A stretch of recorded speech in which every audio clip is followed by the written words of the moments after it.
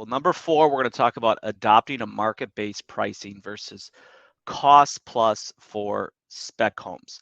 So market-based pricing versus cost plus for spec homes. Now, you're a remodeler, you're like, I don't build spec homes. Yep, I get it. But if you're a home builder, you may or not build spec homes. But spec homes are still, no matter what the market is doing, spec homes are still a viable way to burn through land inventory and or fill in production gaps and just meet the market. There are certain markets where people don't want to wait to build, and if you're not in the spec home market, you're never going to capture that market. So even if the market's going down, we still want to look at spec homes. So number one, what is market-based pricing versus cost plus? Well, most builders, when they build a spec home, simply look at the cost sheet. They put their markup on there so they get their anticipated net margins and or gross margins, and then they build the home, and that's how they price it. So market-based pricing is where you actually look at the value of that home before you build it, or when it's completed, you evaluate where's the value of this home based on recent sales in the marketplace. So we call it a CMA, or competitive market analysis. That's what realtors do when they price homes, and you need to do the same thing for when you're building spec homes. So a couple of things to keep in mind when it comes to spec homes. First of all, if you're going to build a spec home, you need to upgrade your location.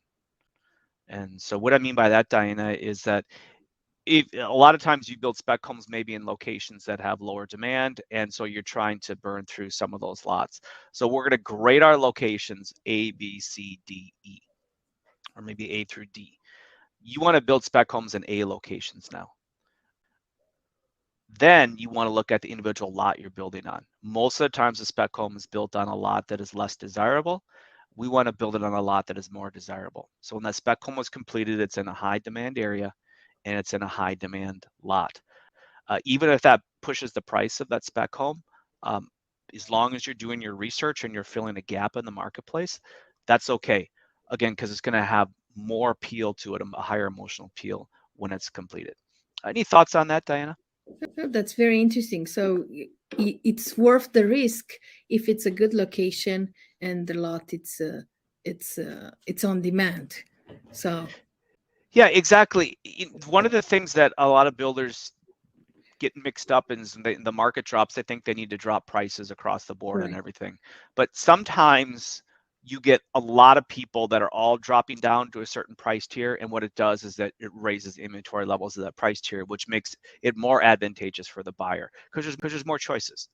Yeah. So that slows down absorption. That causes higher interest costs, and it's just going to be more competitive for you. So you look for gaps. Each Yeah. market has these gaps. So you find out where is that hole in the market where there's still demand, but there's not a whole lot of inventory, and you can adjust your offerings in there. So sometimes you go up. You can go up a price category. Now that usually means you have to do some sort of an improvement on the home. And a lot of times what I like to test is that improvement would be something on paper. So here's an example.